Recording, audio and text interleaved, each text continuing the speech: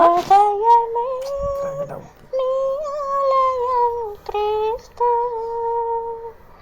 నీ నామమే మా గానం. విదితము కాదే ఇలలో ఎవరికి వివరించగని పావన రూపం.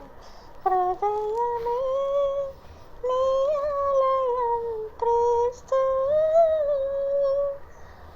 మనిషి మనిషిగా బ్రతకాలని, మంచిని మనసులో పెంచాలని, సిలువలో నీవే మరణించి